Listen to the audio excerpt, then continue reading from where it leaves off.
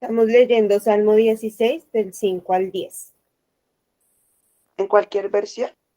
Sí, cualquiera. Bueno, entonces voy a leer la PDT. Dice, Señor, tú eres mi aliento, lo único que poseo de valor y la copa de la que bebo. Mi futuro está en tus manos. Con la tierra mía fue como ganarme la lotería. La mía es una herencia hermosa. Adoro al Señor porque Él me guía, incluso en la noche, me orienta y guía mis pasos. Siempre tomo en cuenta primero al Señor. Nada me hará tambalear, pues Él está a mi lado. Por eso mi corazón y mi alma estarán llenos de alegría, y hasta mi cuerpo vivirá seguro por siempre, porque yo sé que nunca me abandonarás en el lugar de los muertos.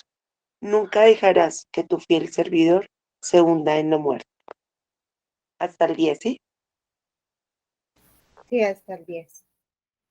Señor, te damos gracias por este hermoso día que nos regalas para sentarnos en tu mesa, Señor, y deleitarnos con tu palabra, Señor. Hoy estamos aquí reunidos con mis hermanos, Señor. Hemos aceptado tu invitación. Queremos conocer lo que nos quieres enseñar. Queremos que nuestro corazón esté dispuesto a escuchar tu voz. Señor, así como decía tu palabra, tú eres nuestra herencia, eres nuestro lugar seguro. Si estamos confiados en ti, Señor, ¿qué nos puede hacer tambalear, Señor? Tú eres nuestra guía, tú eres la fortaleza, eres todo lo que necesitamos, Señor. Y aunque a veces eso suena tan fácil, pero en el diario vivir, Señor, es cuando aprendemos a poner en práctica esto que hemos creído, Señor.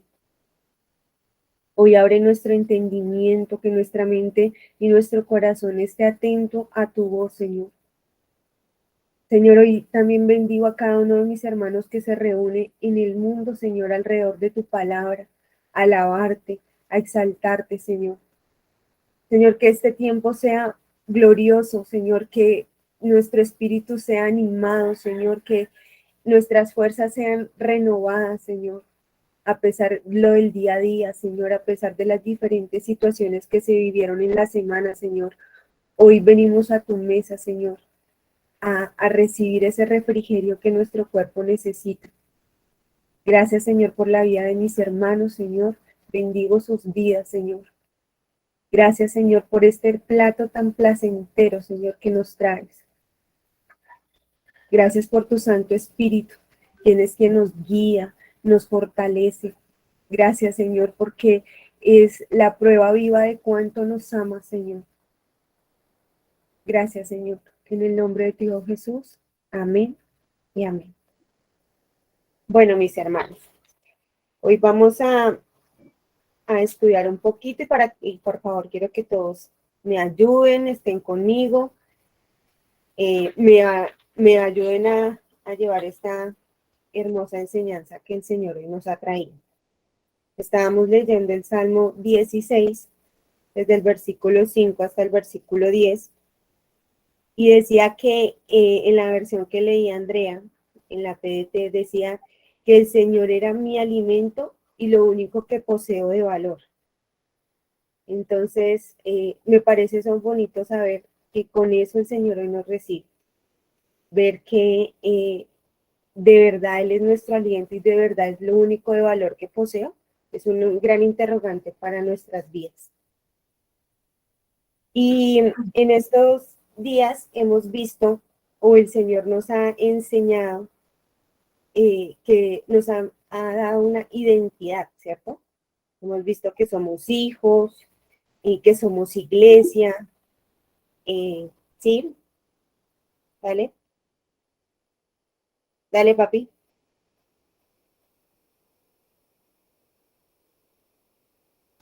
¿Levantaste la mano? ¿Vas a hablar? Creo que no.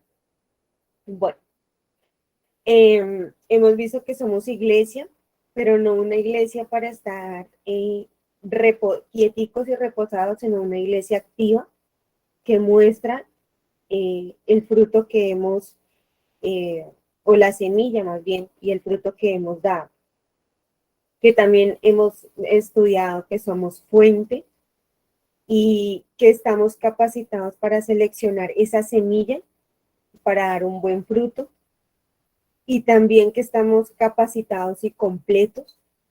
Y algo muy bonito que hemos estudiado, que también yo soy, y ese yo soy, es muy importante saber quiénes somos en el Señor. Y volvamos a Juan 5:17, que hace 8 días iniciamos con eso. Juan 5:17, si alguno por favor lo lee. Juan 5:17. Dice así, Jesús les respondió, mi padre hasta ahora trabaja y yo trabajo. Gracias. Entonces vamos a ver cómo es que el Padre trabaja, Jesús trabaja, la iglesia trabaja. Vamos a ver esos tres panoramas, viendo el cuidado de Dios siempre, viendo que Dios nunca deja de ser. Entonces vamos, de acuerdo a esta escritura, a ver cómo el Padre trabaja, a Génesis 4. Génesis 4. Y vamos a leer desde el versículo 3, el versículo 3 y 4. 3, 4 y 5. ¿La hermana Hernando me puede ayudar a leer? Aconteció, andando el tiempo, que Caín trajo del fruto de la tierra una ofrenda a Jehová. Y Abel trajo también de los primogénitos de sus ovejas, de lo más gordo de ellas. Y miró Jehová con agrado a Abel y a su ofrenda. Pero no miró con agrado a Caín y a la ofrenda suya. Y se ensañó Caín en gran manera y decayó su semblante. Listo, esta historia es muy conocida. Sabemos que Caín y Abel eran hijos de Adán y Eva. Sabemos que ellos fueron enseñados por Adán y Eva todo lo que ocurrió allí en el huerto. Entonces, Adán y Eva hicieron su tarea de enseñarles. ¿Por qué sabemos que le enseñaron? Porque sabemos que ellos fueron enseñados en lo que ocurrió allí en el huerto. Entonces, vemos que dice que aconteció andando el tiempo que trajeron una ofrenda a Jehová. Al saber que trajeron una ofrenda a Jehová, podemos ver que ellos habían sido enseñados de que debían llevar una ofrenda a alguien. ¿A quién? A Jehová. Y vemos aquí que nos presentan a Caín como un trabajo especial, que es labrador de la tierra. Y que este Caín, de ese trabajo que él hacía, le lleva un fruto a Jehová.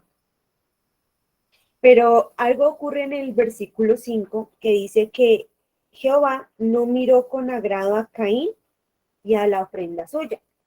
Y nosotros que hemos estudiado eso sabemos por qué no miró con agrado a Caín y a la ofrenda suya, ¿cierto? Que alguien que me ayude a recordar por qué Dios no miró con agrado a Caín y a su ofrenda. ¿Quién se acuerda de eso? Hermana Porque Blanca. Dime, Anita. él miraba era el corazón, el que estuviesen creyendo. Muy bien. ¿Creía Caín en lo que Dios les había enseñado? Caín entendía que él era pecador. Caín entendía que necesitaba un salvador. Pues el resultado era que no. Al llevar esa ofrenda, vemos que Caín no entendía eso. No entendía que él era pecador, que estaba separado de Dios, que no, ya no era uno con Dios. Sencillamente quería ser independiente de Dios.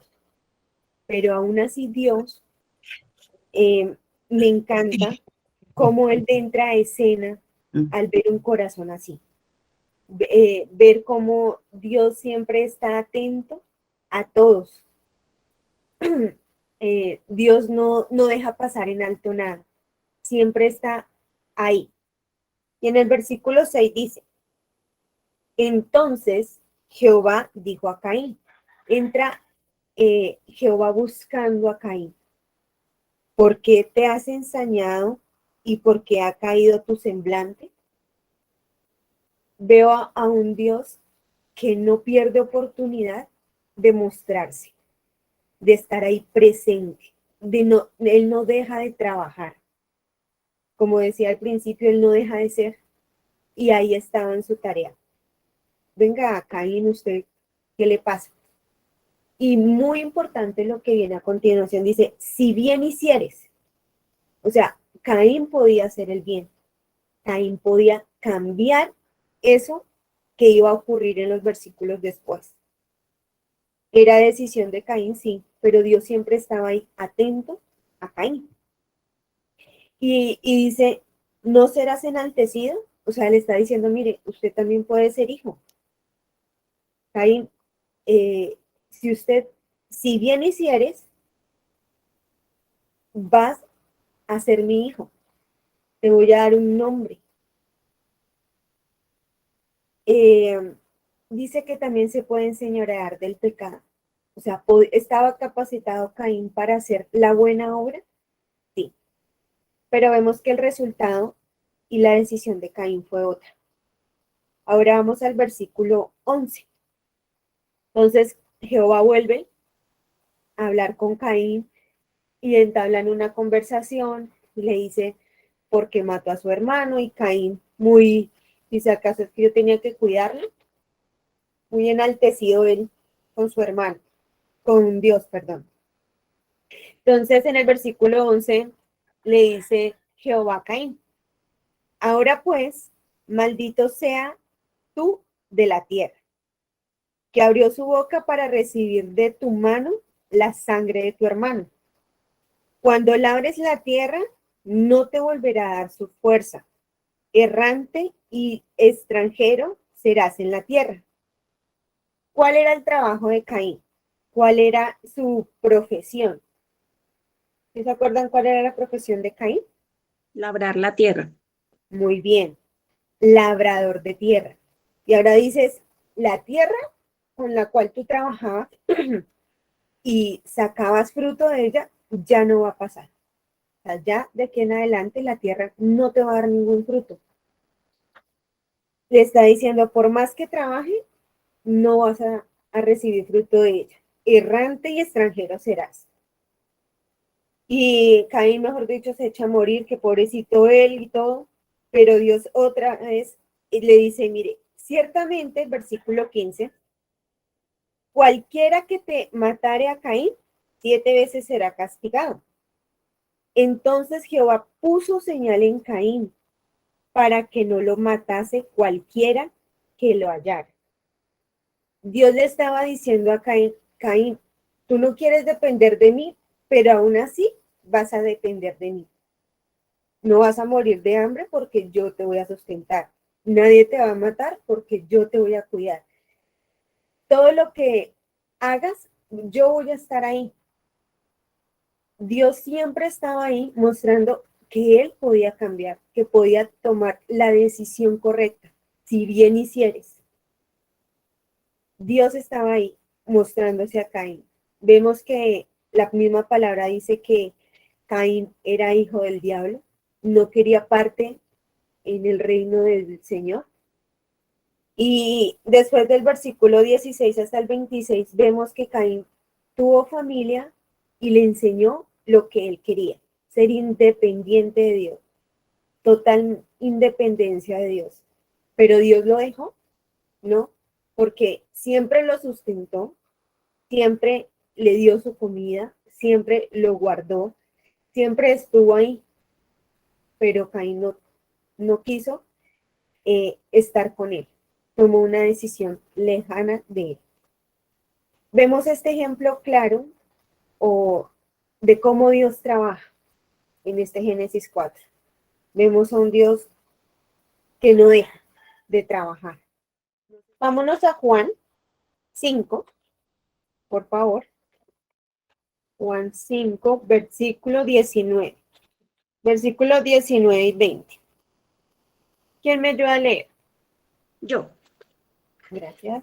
Dice, respondiendo entonces Jesús y les dijo, de cierto os digo, no puede el Hijo hacer nada por sí mismo, sino lo que ve hacer al Padre, porque todo lo que el Padre hace, también lo hace el Hijo igualmente. Porque el Padre ama al Hijo y le muestra todas las cosas que él hace, y mayores obras que éstas le mostrará, de modo que vosotros os maravilléis. Gracias. Muy bien. Entonces dice que el Hijo hace lo que ve hacer al Padre. Vemos cómo el Padre trabajó con Caín. Vemos a un Padre que no dejó de ser. Vamos a ver a su Hijo Jesús, que también estuvo aquí como hombre, actuar de esa manera que actuó el Padre.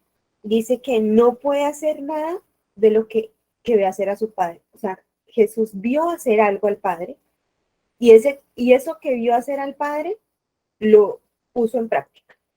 Había una intimidad entre el Padre y el Hijo tan perfecta que era tan natural a Jesús ponerlo en práctica. Entonces, vamos a mirar el actuar de nuestro Señor. No sé si hay otra versión para este versículo 19 y 20, Juan 5, 19 y 20.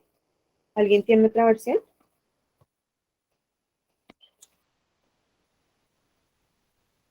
Dice en la NBI. Entonces Jesús afirmó, ciertamente les aseguro que el Hijo no puede hacer nada por su propia cuenta, sino solamente lo que ve que su Padre hace. Porque cualquier cosa que hace el Padre, lo hace también el Hijo. Pues el Padre ama al Hijo y le muestra todo lo que hace. Sí, y aún, cosas más grandes que éstas le mostrará, que los dejará a ustedes asombrados. Muy bien. Dice que lo ama. O sea, hay un amor perfecto. Y ese amor se ve visible entre Dios y Caín. Dios le mostró todo su amor a Caín, aunque Caín tomó una decisión. Pero Dios nunca se dejó de mostrar. Vamos a ver a Jesús. Y vamos a Mateo 10, versículo 1 al 4.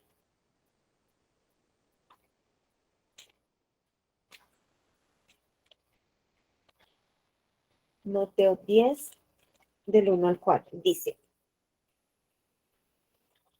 entonces, llamando a sus 12 discípulos, les dio autoridad sobre los espíritus inmundos para que los echasen fuera y para sanar toda enfermedad y toda dolencia. Los nombres de los 12 apóstoles son estos. Primero, Simón, llamado Pedro, y Andrés, su hermano, Jacobo, hijo de Zebedeo, y Juan, su hermano, Felipe, Bartolomé, Tomás, Mateo el publicano, Jacobo, hijo de Alfeo, Lebeo, por sobrenombre Tadeo, Simón el cananista y Judas Iscariote, el que también le entregó. Entonces dice que Jesús escogió a 12 personas diferentes, unos pescadores, otros cobradores de impuestos, y entre esos había uno particular que era Judas. Y dice que el que también lo entregó. Pero esos 12 sabemos que andaban juntos, comían, compartían todo su tiempo a los 12. Y un versículo más adelante dice que a estos 12 envió Jesús y les dio unas instrucciones.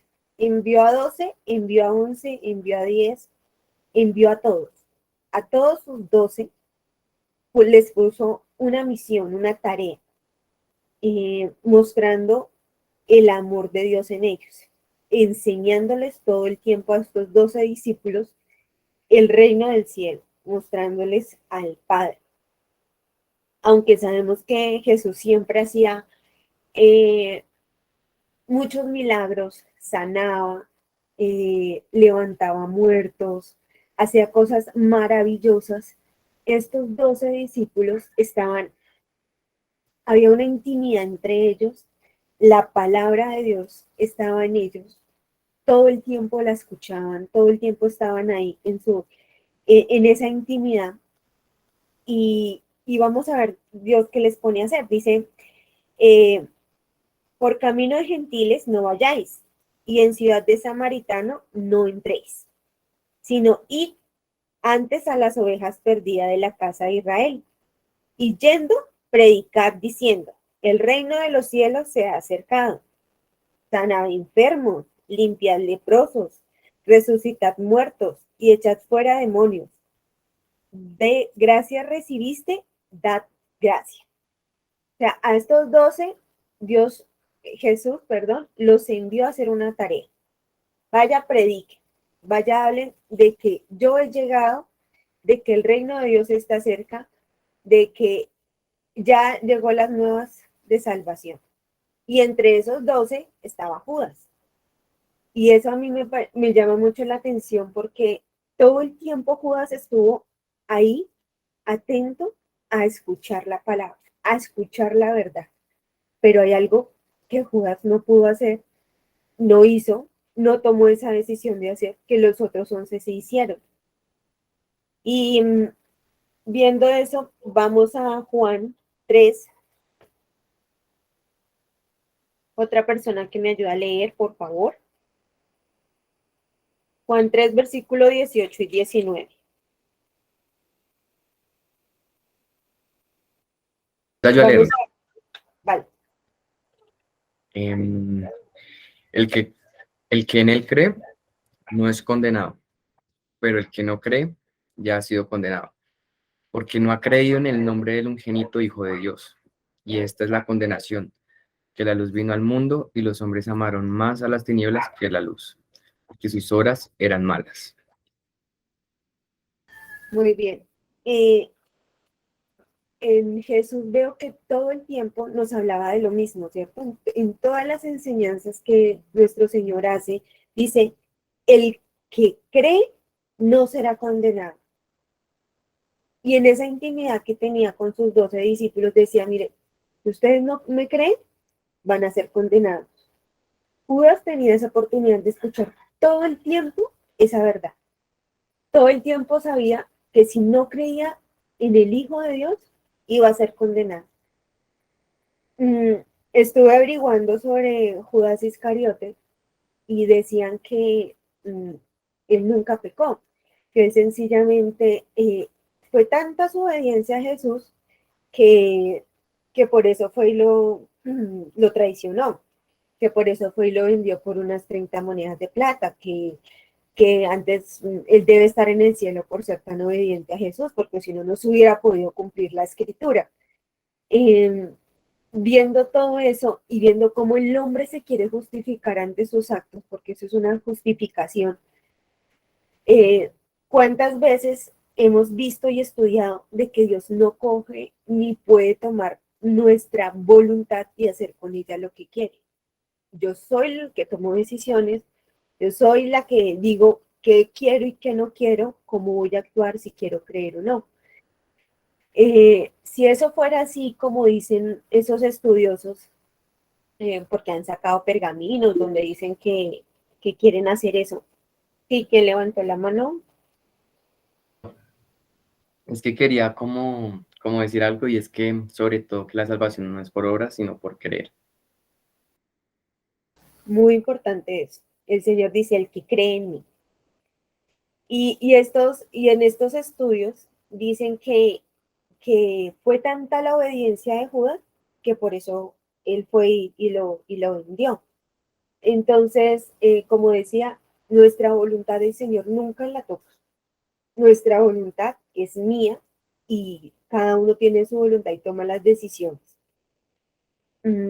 Entonces, siempre Judas escuchó la verdad, estuvo viviendo con la verdad, convivió con la verdad. Y los otros 11 discípulos también. Entonces, siempre estuvo ahí mostrándole otra opción, diciéndole, Judas, tú tienes otra opción y esa opción soy yo. No con esto no significa que nos iba a cumplir la escritura, ¿no? Porque sabemos que Dios lo sabe todo, conoce todos los corazones. Entonces, es la muestra palpable de que Jesús nunca, no cambió, no le mostró favoritismo a los otros 11 y a Judas no. Actuó igual para los 12. Vamos a Génesis, a Juan 6. Juan 6, voy a leer el versículo del 61 al 64. Dice, sabiendo Jesús en sí mismo que sus discípulos murmuraban de esto, les dijo, Jesús venía hablando y se presentó como el pan de vida, diciendo que él era el único para tener una relación íntima con su Padre. Entonces, Jesús sabía quién eran sus 12 discípulos. Y dice, ¿esto los ofende? Versículo 62. Pues que si vinieres el Hijo del Hombre, subir donde estaba primero, el Espíritu es el que da vida. La carne para nada aprovecha. Las palabras que yo os he hablado son espíritu y son vida. Versículo 64.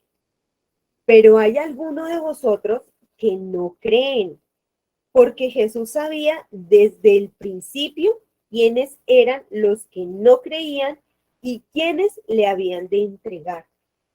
Esa comunión perfecta con su Padre, ya su Padre le había dicho quién era el que lo iba a entregar, quién creía y quién no creía.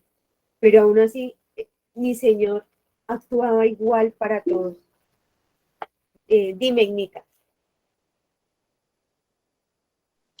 Estaba pensando en qué es lo que debemos creer, ¿cierto? Porque aún los no creyentes pues saben que hubo un hijo y que murió por nuestros pecados, ya. Pero eso es lo que los hace salvos. Entonces esa es como una pregunta que a veces uno tiene, ¿cierto? Pues que ya lo hemos estudiado y que lo tenemos pues claro, bueno, no sé si todos lo tengamos claro, pero es eso, ¿en qué creer? En que Él existió solamente o cuál es en qué es lo que yo debo creer para poder ser salvo?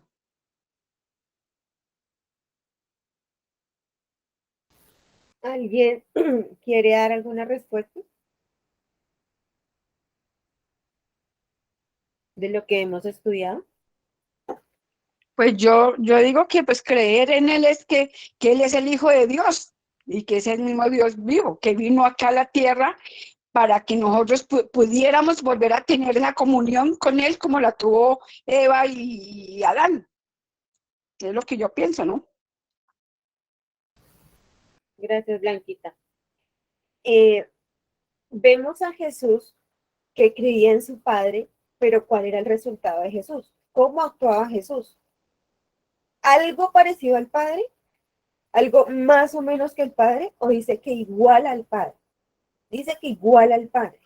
O sea que al yo creer que Jesús es mi Señor y mi Salvador, ¿cómo van a ser mis frutos? Al yo comer ese fruto apacible del Señor, yo voy a tener una semilla, esa semilla va a dar un fruto y ese fruto va a ser visible. Entonces, eso que yo creo tiene que dar en algún momento un fruto visible. Obviamente primero para mí, que soy la primeramente beneficiada, para mi entorno. Entonces, muy importante lo que decía Egna. No es solo creer, porque todos creemos. Si uno sale a la calle, como dice Egna, y le preguntan, ¿usted cree en Dios y en Jesús? Muchos van a decir que sí. Pero, ¿cuál va a ser ese resultado de creer? Y me gusta esto que que esa relación tan íntima con Jesús y el Padre le había contado, mire, este cree, este no cree, pero aún así Jesús seguía mostrándose como el Padre, igual que su Padre. No había variación en su enseñanza, no había un privilegio más que uno que el otro, porque él sabía quién le creía y quién no, pero aún así llevaba la misma enseñanza a todos, el mismo modo de querer que se acercaran a él.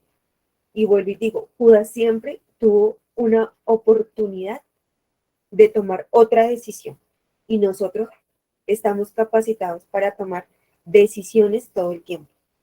Entonces, vemos trabajar a Dios con Caín todo el tiempo, vemos trabajar a Jesús todo el tiempo con Judas y con sus otros 11 discípulos, y eso me parece muy lindo.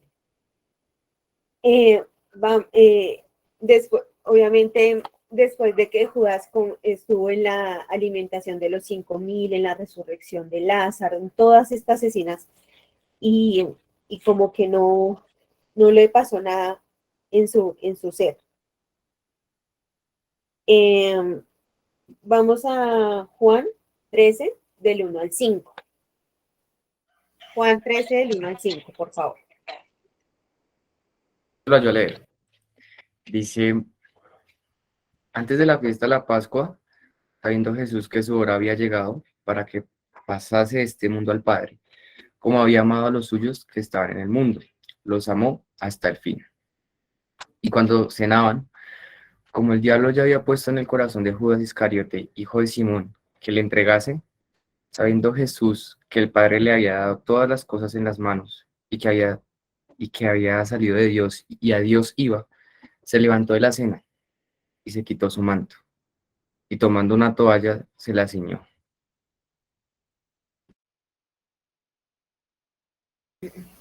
Muy bien.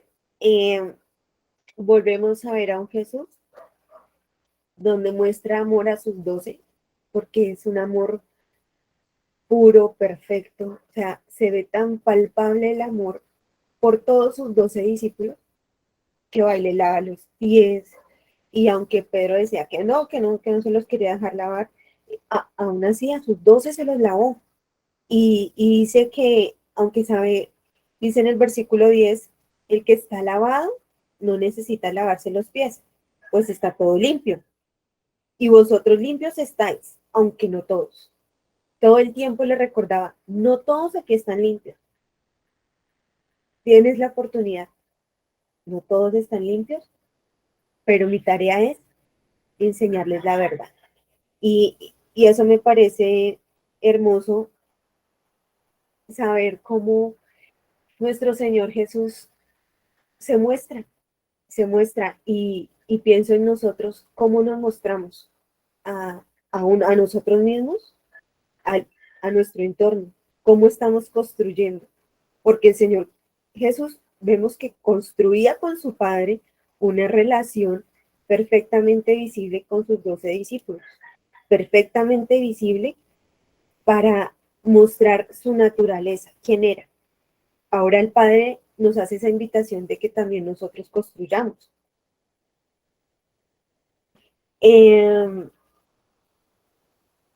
Ya llega aquí una parte donde Judas, bueno, toma la decisión de no creer y va y entrega al Señor Jesús.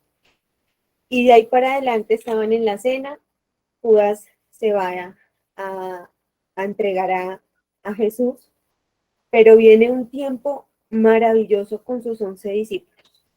Ya Judas no está en escena, Judas ya ha tomado su decisión y viene donde les cuenta a ellos detalles maravillosos, estamos en Juan 14 en adelante, donde les cuenta a todos sus 11 discípulos, les muestra todos los secretos tan íntimos que tenía con su padre, se los da a conocer a estos 11 discípulos, le cuenta que la venida del Espíritu Santo, le cuenta sobre la vid verdadera, ora por ellos, ora por nosotros, que son los que debemos de creer, ora y se muestra a ese Dios en unidad con su Hijo. en uno solo. Y dicen en un versículo que el Señor Jesús ya estaba triste. Ay, espere que no lo encuentro, no lo anoté. Bueno, dicen, no sé si alguno sepa dónde está, que Jesús ya sabía que su hora había llegado y dice, y yo no voy a hacer esto, o sea, si para esto fue que vine. O sea, mi tarea es venir aquí a hablar lo que el Señor me ha dicho que hable y morir. O sea, eso lo tenía tan claro el Señor, tan claro, o sea, él no tenía eh, otra, otra idea, o sea, otro pensamiento, otro deseo en su ser, sino cumplir la voluntad de su Padre. Cuando hablaba con la samaritana decía, esta es mi comida, o sea, mi comida es hacer la voluntad de mi Padre. Y no dudó, el Señor Jesús tenía su plena confianza, siendo hombre, de hacer la voluntad del Padre, de agradarlo a Él, de demostrarse quién es Él, de quién era Él. Y ya para mirar lo del arresto del Señor Jesús, hay una palabra muy bonita aquí, y voy a leerla de Juan 18, desde el versículo 4. Dice, bueno, ya viene una compañía de soldados, vienen alguaciles, mejor dicho, todo el mundo a arrestar a Jesús. Dice, pero Jesús, sabiendo todas las cosas que le había de sobrevenir, se adelantó y les dijo, ¿a quién buscáis? Le respondieron, a Jesús Nazareno. Jesús le dijo, yo soy. Y estaba con ellos Judas, el que le entregaba. Cuando les dijo, yo soy, retrocedieron y cayeron a tierra. ¿Cuán importante es ese yo soy? Mire lo que ocurrió en el versículo 6. Dice, cuando les dijo yo soy, retrocedieron y cayeron a tierra.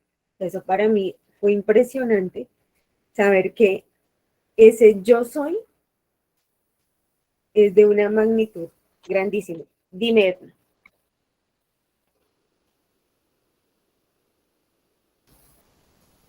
Igna, ¿levantaste la mano? Sí, creo que la palabra que estabas buscando está en Juan 12:27, dice así. Ahora está turbada mi alma. ¿Y qué diré? Padre, sálvame de esta hora. Mas para esto he llegado a esta hora. Está en Juan 12:27. Sí, esa era. Gracias, gracias. Sí.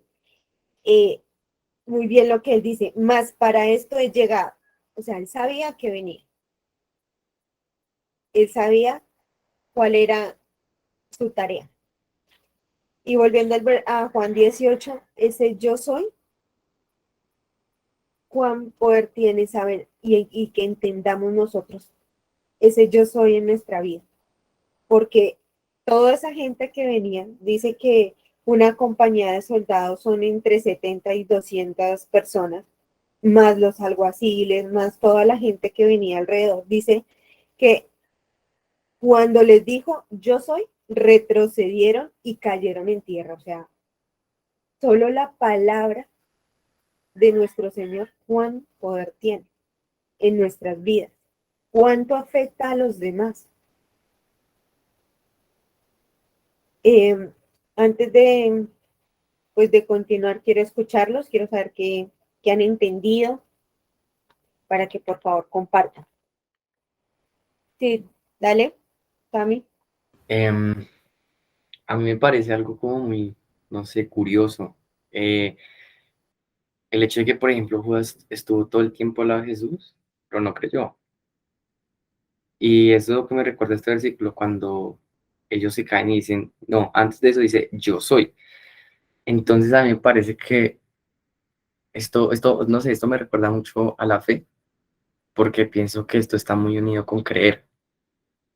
Entonces creo que eso me llamó mucho la atención al ver ese panorama en que él dice yo soy, y es como que, wow, sí, ese poder que tiene. Y me llamó mucho la atención porque yo podría hacer una pregunta, ¿y cuántos, por ejemplo, de nosotros, o por ejemplo yo, no sé, en la vida, en mi vida.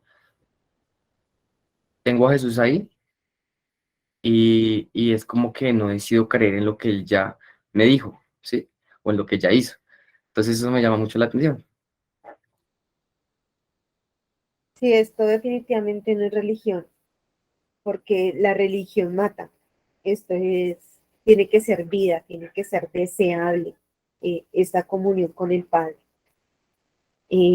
Tanto era deseable para el Hijo que era su comida, su deleite, y como dice Juan, sabía de dónde venía y para dónde iba. Entonces, muy lindo eso. ¿Alguien más, por favor, quiere opinar? Que nos comparta lo que ha aprendido. Muy buenos días. Buenos días, Eh, hermana Marta. Buenos días para todos. Mi hermana, pues algo maravilloso que me deja ver el amor del Señor y aquí en lo que estaba hablando la hermana, que sí, hay muchos que dicen, bueno, yo creo en Dios, pero entonces aquí en el versículo Juan 8, donde dice, dijo entonces Jesús a los judíos que habían creído en él, si vosotros permanecéis en mi palabra, seréis verdaderos mis discípulos. O sea, si nosotros permanecemos en esa palabra, si comemos esa palabra, si la escudriñamos todos los días. Y dice también el versículo 14 en el 21, el que tiene mis mandamientos y los guarda, ese es el que me ama. ¿Sí? Entonces, el que me ama será amado por mi Padre y yo le amaré y me manifestaré a él. Entonces, el Señor desde el principio, pues, Él se manifiesta. El amor de Él es maravilloso y grande. Yo ayer compartía, hablaba con mi hijo que ¿quién nos amó? Ahorita estamos en esa modernidad nueva que yo. Pero si yo, o sea, si yo sé que tengo que amarme, pero solamente me amo yo y soy egoísta y no soy capaz de amar. Entonces, el Señor siempre nos está mostrando que desde el principio nos ha amado. Lo que pasa es que nosotros somos rebeldes y es cierto, o sea, conociéndolo, entendiéndolo. La palabra que hemos estudiado todos los días y permanecemos. Vamos a... Eh, dime, Fernando, Fernando. bueno, yo pienso que ese creer tiene implícito muchas más cosas, porque como tú decías, si uno le pregunta a diferentes gentes, ¿usted cree en Dios? Muchos van a decir sí, pero es como algo, algo que está en la memoria, algo que está como por costumbre, pero no se ha interiorizado qué significa ese creer. Cuando uno cree en algo, uno piensa de acuerdo a ese algo, habla de acuerdo a ese algo, actúa de acuerdo a ese algo, y, y pues es como algo natural en uno que todo lo rige el creer en ese algo. Entonces hay una coherencia en todo el ser de la persona que realmente cree. Mientras que los que de pronto dicen creen, puede que digan crean, pero hacen de pronto otras cosas que no están conformes a ese creer. Entonces yo pienso que el creer no es solamente decirlo y ya. El creer implica muchísimas otras cosas, estudiándolo y conociéndolo para saber qué más implica ese creer, qué más debo yo entender y poner en práctica en mi vida.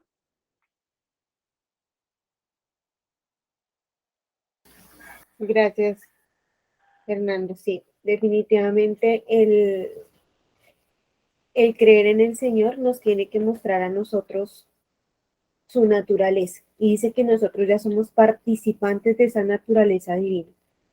Nosotros en nosotros mora el Espíritu Santo. Y como muere el Espíritu Santo, mi naturaleza es diferente. Y vamos a ver aquí cómo es que esta iglesia, que somos usted y yo, estamos capacitados para dar lo mejor, para que aunque nos equivoquemos, tenemos a nuestro Señor que nos levanta y nos restaura y vuelve y nos pone en el camino correcto.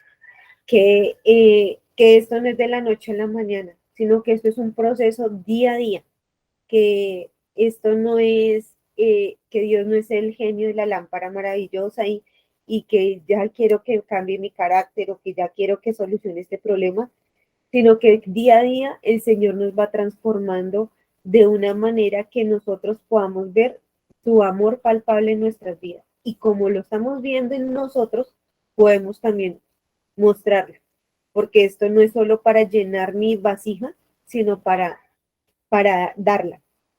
Entonces vamos a 2 Corintios 6, desde el versículo 4 al 10. Yo lo voy a leer para que por favor alguien también lo lea en otra versión.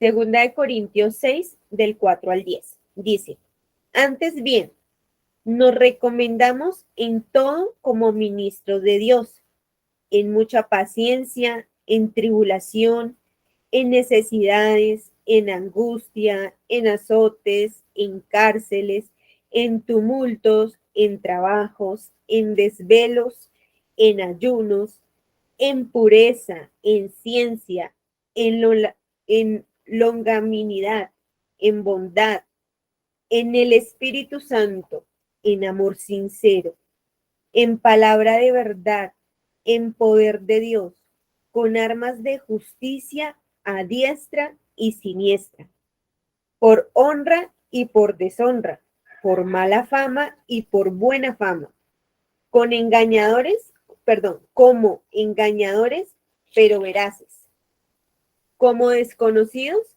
pero bien conocidos, como moribundos, mas he aquí vivimos, como castigados, mas no muertos, como entristecidos, mas siempre gozosos, como pobres, mas enriquecidos a muchos, como no teniendo nada, mas poseyéndolo todo. ¿Alguien lo tiene en otra versión? Si pueden la PDT, sería chévere. 2 Corintios, capítulo 6, del 4 al 10. Dice, antes habiéndonos en todas cosas como ministros de Dios, en mucha paciencia, en tribulaciones, en necesidades, en angustias, en azotes, en cárceles, en alborotos, en trabajos, en vigilias, en ayunos, en castidad, en ciencia y en longanimidad, en bondad, en Espíritu Santo, en amor no fingido, en palabra de verdad, en potencia de Dios, en armas de justicia a diestra y a siniestra, por honra y por deshonra, por infamia y por buena fama, como engañadores, más hombres de verdad, como ignorados, más conocidos, como muriendo, más he aquí vivimos, como castigados, más no muertos, como doloridos, más siempre gozosos, como pobres, más enriqueciendo a muchos, como no teniendo nada, más poseyéndolo todo. Bien, lo voy a leer aquí en la PDT, este versículo 4, perdón, el versículo 9. Dice, algunos nos tratan como a desconocidos, pero Dios nos conoce. Algunos creen que nos estamos muriendo, pero miren, aún estamos vivos. Nos han castigado, pero no nos han matado. Parece que estuviéramos tristes, pero siempre estamos alegres. Parecemos pobres, pero siempre estamos enriqueciendo espiritualmente a muchos. Parece que no tuviéramos nada, pero en realidad lo tenemos todo. Y aquí está hablando Pablo de todo lo que tiene, de todo lo que posee.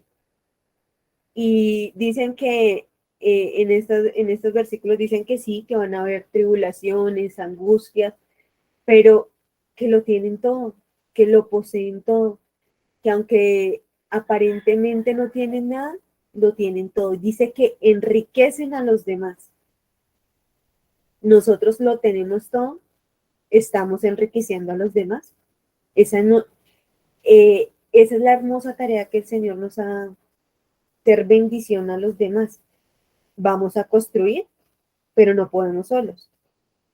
Ese construir, como hablábamos hace 8 días, es de un trabajo en equipo, es de un trabajo mancomunado en el Señor, en intimidad con nuestro Padre para que nos guíe de cómo hacer este hermoso trabajo.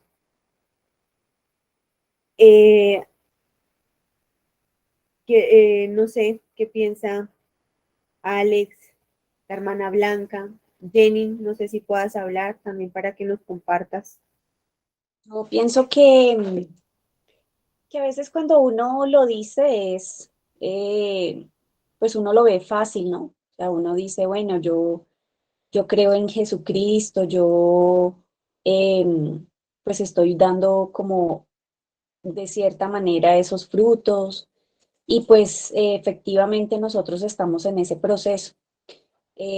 Pero cuando viene de pronto la prueba, cuando viene la toma de decisiones, es ahí donde uno muchas veces flaquea, porque a veces uno no, eh, pues uno piensa creer en él, piensa estar haciendo las cosas bien, pero muchas veces en ese mismo proceso, como cuando uno está montando patines, entonces uno dice, ah, bueno, yo ya sé montar y vuelve y uno se cae y vuelve y le toca a uno levantarse.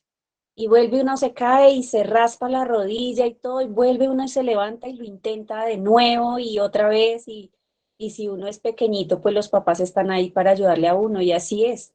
Yo siento que así ha sido mi proceso, en donde no ha sido fácil, no es nada fácil realmente, pero siento que mi papá está ahí.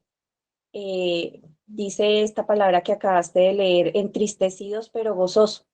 Sí, obviamente uno en el momento de la prueba se siente uno muy triste, pero el gozo de saber que está acompañado de su papá, de saber que va a venir a su encuentro, es algo que le da a uno como tranquilidad de saber que él está ahí y es parte de lo que él está construyendo en mí. Entonces, debo tener la plena seguridad de que esto no está fuera de las manos de él, sino por el contrario, es parte de esa construcción, de ese aprendizaje. Entonces, no desanimarnos, sino por el contrario, seguir en él, seguir comunicándome con él, seguir orando para que sea él quien llegue a mi encuentro y yo pueda ver la solución. Como te decía, a veces no es fácil uno tomar decisiones, ¿cierto? Porque uno dice, bueno, sí, yo sé que yo creo en él y sé cómo era él y se enseñoreó de sus pensamientos y todas esas cosas, uno lo sabe, pero cuando llega el momento de tomar la decisión, uno dice, bueno, ¿y ahora qué hago? ¿Cuál es el paso a seguir acá? Entonces, es eso, como saber que él va a llegar a mi encuentro y que él será quien me ayude y me dé esa sabiduría para poder tomar esas decisiones en el momento correcto y de la manera correcta. Sí, muy bonito. Y hoy quiero terminar pues la enseñanza con Primera de Pedro, versículo 2 al 4. Cómo nos mira el Señor a nosotros, cómo nos observa. Como decía Egna, no es fácil, pero sabemos que no es imposible. Sabemos que tenemos una esperanza, que a pesar de esta, la esperanza es viva, es real, eh, que Él está ahí, que Él no deja de ser, que eso tiene que ser para nosotros el motivo para no dudar en el momento de la tristeza, de la dificultad. Dice Primera de Pedro 2:4. Acérquese al Señor, quien es la piedra viva, rechazada por los hombres, pero elegida y de mucho valor ante Dios. Ustedes también son como piedras vivas que Dios utiliza para construir un templo espiritual. Ustedes sirven a Dios en ese templo como sacerdotes santos y por medio de Jesucristo ofrecen sacrificios espirituales agradables a Dios. Hermoso como el Señor nos dice que también somos piedras vivas y que Dios nos utiliza para que construyamos ese templo, para que mostremos ese fruto que hemos comido de él en esa intimidad perfecta. Y bueno, esa es la palabra que el Señor había puesto en mi corazón y se las quería compartir. Entonces oremos. Señor, mi corazón está muy agradecido, Señor, por ver tu cuidado, por ver tu amor palpable a cada instante, Señor, que leemos tu escritura.